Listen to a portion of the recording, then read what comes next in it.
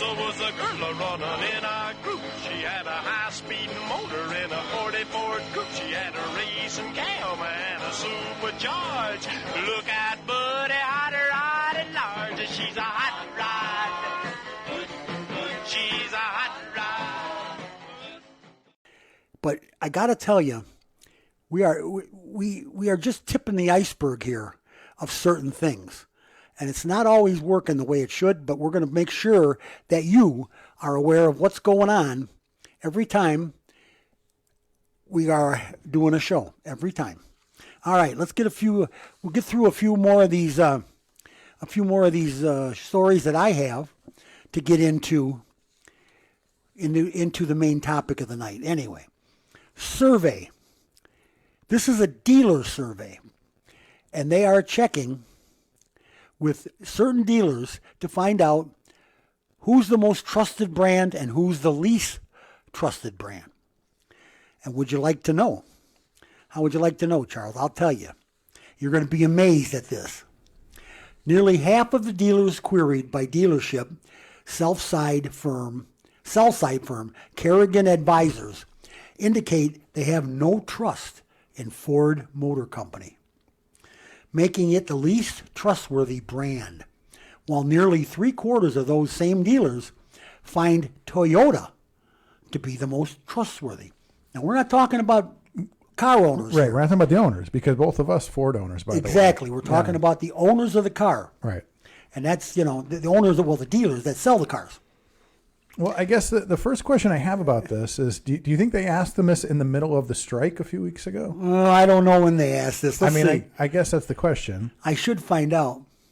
But these are dealers now. Of course, all of them were upset about the strike. It was about 650 dealers, were queried from June to October for the 2023. Oh, yeah, it would have been right in the middle of this strike. There's no trucks. There's no new from vehicles the 2023 coming. Carrigan. About us? Yeah. Yeah. The Carrigan Dealer Survey, the firm's 5th annual study. The trust question debuted this year. Aaron Carrigan, the firm's managing director, told Automotive News, following conversations it had with dealers about not trusting automakers on the rollout of electric vehicles, here we go, and how some manufacturers are approaching their desire to have direct relationships with customers. In other words, some of the dealers feel like they're going to get stuck to them because they're going to sell cars direct. And you've talked about this a little bit. Not only that is the idea of the the $1 million upgrades to your showroom and stuff like that. Oh yeah, well Ford wants $2 million if you're going to sell electric cars. Okay. Hokey smoke, Bullwinkle. 48% of dealers said they have no trust in Ford, and Carrigan Advisors found that outcome consistent with the expectation of a decline in future Ford franchise profitability due to the OEM's EV/future retailing strategy. It gets better. Carrigan Advisors thinks that the negative sentiment regarding Ford revealed in the findings could impact the franchise's future blue sky values, which is the value of a dealership including goodwill. That's the blue sky values. The most trusted brands were Toyota, Lexus, Subaru, Honda, and Porsche. Not an American in a bunch. The least trusted brands, Ford, Nissan, Lincoln, Chrysler, and Infiniti. So guess what? we don't have a reliable franchise to sell you. Right. I don't know if that's going to get it or not. I don't know, but I got to tell you that the day of direct sales is upon us, Chuck. You're going to see Tesla has set a precedent. Right. And people are wanting to do this. Right. They want to sell outright. And well, okay, so let's have this discussion, though, is that we talked a lot about, the on-demand cars, the number of days of cars. We know that, like especially when you have a strike or you have a chip shortage, you have all these supply chain issues going back to COVID. So if I'm a manufacturer, Am I going to sit here and just churn out, white Ford trucks if everybody wants a black Ford truck? And then if I'm the dealer, am I going to want a bunch of white Ford trucks? You know what I mean? It's like the idea of... How am I going to sell a bunch of I'm going to sell a bunch of white Ford trucks if they all want black, or if they want, I know, some people like Chevy, they sell these funky colors. You ever see those ones on the road, like the baby blue and the orange? Yeah. Oh. And at a certain point, I think, I have to imagine there's a bunch of orange Chevys that are going to the crusher because nobody wanted them. VW's got an orange bug. And that's just foul. Right. And so you're basically assuming you're bringing back the 70s colors, hoping that the young people want them. But what if they don't? Now you're stuck. What are you going to do? Repaint them all? And that's kind of the idea is, if I want a funky color, I want some crazy fluorescent orange, I'm probably going to have to buy it online. I'm probably have to special order it, right? There's probably not going to be one sitting at the local dealer. Well, rather than put $3,000 into a paint job, I'm sure they'll just crush it.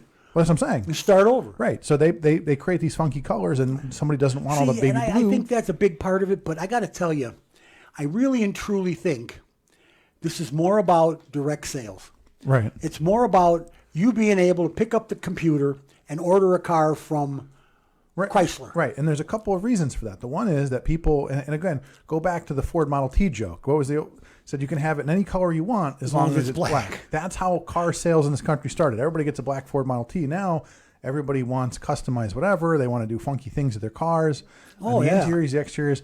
And so now, and so you have that issue of people want, they want custom cars, but then they don't want to buy the same car everybody else has. Oh, absolutely not. But then also the next generations, they don't want to haggle. They don't want to go to the dealership. They don't want to have to drag their dad or their grandfather or somebody with them to the dealership. And they want to go online. They want somebody to say, here's your bottom line price, out the door, done. I don't know if they're too lazy to debate the price, or if they're not skilled enough to debate it. They don't like to communicate. It's not. They don't have the smarts to debate it. Right. So that's the new mentality is, I want to, like the Carvana gumball machine. I want Carvana, and they do that. Carvana delivers cars to your house. Oh, they love it. Yeah. So that's if you can get a title. Right.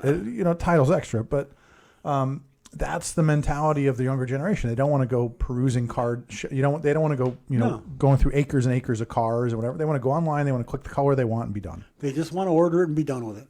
And they don't care what it costs. Right. That's the same way. I talk to people every day. I tell them, this is going to be about $1,100. Okay. They don't care. Because what is it? What do you want your payment to be? Yeah. I have a credit card that's not full yet. Yeah. Go right ahead. Right.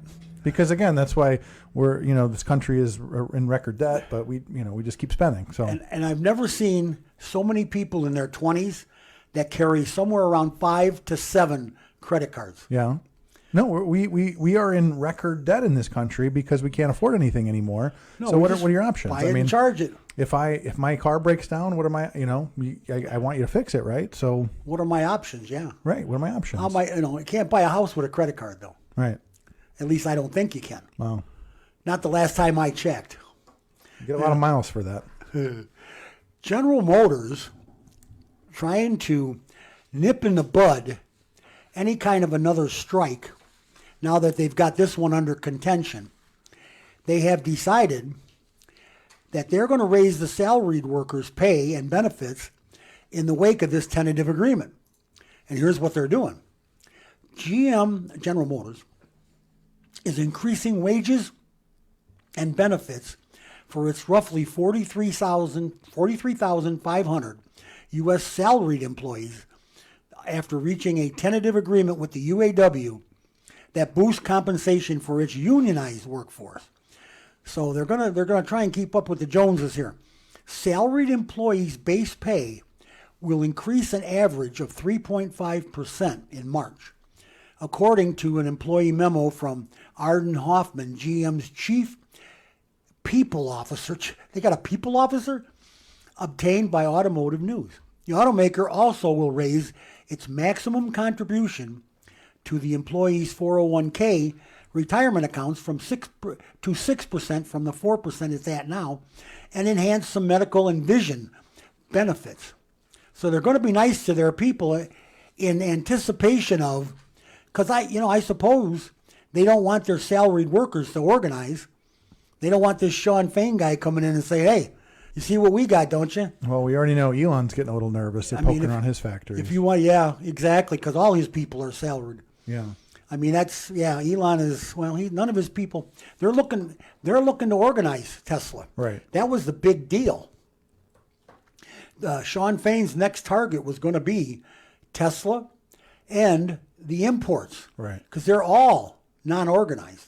Well, they're assembled here, so. Yes, yeah, certain ones, some of their suppliers are organized, but they're still trying to crack that Volkswagen plant in Chattanooga, Tennessee. They have not cracked it yet. There's a Toyota plant down south they're trying to crack. They can't get through the door. Right. Now, what gives there, I'm not sure.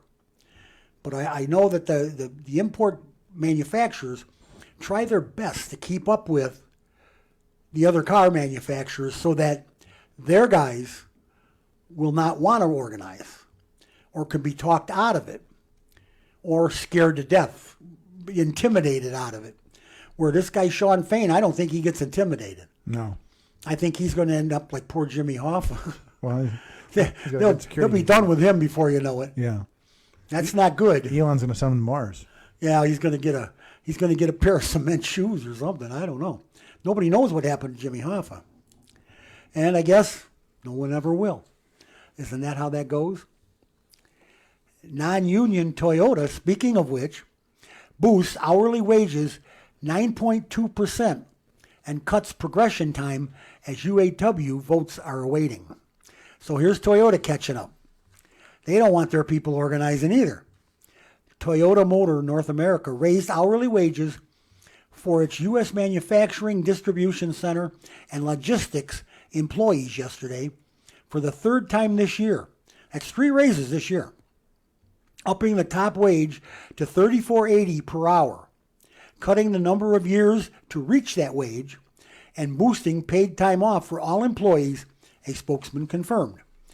A third increase, which goes into effect January 1, was announced just over a month after Toyota raised wages 25 cents an hour to $31.86 for its production workers, effective September 25th. Now, the production workers would necessarily be the rank and file or be the union members. The raise comes as the UAW reached tentative agreements with the Detroit Three on lucrative new contracts. As to whether there is a direct causal link, the spokesman referred to a written statement from Chris Reynolds, Executive Vice President for Corporate Resources at Toyota North America. In other words, they're not admitting it, but they are raising the stakes, or raising the roof, to keep you guys in line, to keep everybody in line. And guess what? It's working. They are not organizing. They're not getting through. It's not happening. Hey, we're going to get away with it. They are getting away with it. What am I saying? They are definitely going to get away with it. In Houston, a dealership and the police department have taken on fraud. I didn't know this was prevalent, Chuck. People are buying cars with fake IDs. I mean, this is a lot. Helfman CDJR Fiat, whatever that is, lost about 6 vehicles, representing $300,000 each year to consumer ID fraud before General Manager Stephen Wolf and his staff started working with the Houston Police Department to fight these crimes. I didn't know this was a big deal. The dealership, along with Helfman Auto Group's other Houston area domestic brand stores, had about 1 customer per month using fraudulent IDs to buy a vehicle. Each year, about 5 or 6 of those attempts were successful and resulted in a customer driving off with a car they didn't pay for. This is what Wolf said. That translated into about $300,000 in annual losses for the Chrysler, Dodge, Jeep, Ram, Fiat store. My God, that's a lot of cars under one roof.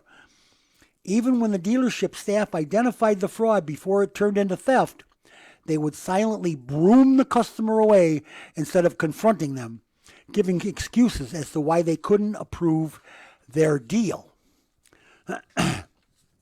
To accomplish this, Helfman implemented new processes such as asking customers to submit photos of themselves with their IDs verifying driver's licenses using a scanner, maintaining a separate account for customers' wire transfers, and reporting suspected fraud to police immediately, and assisting in the arrest. Oh boy.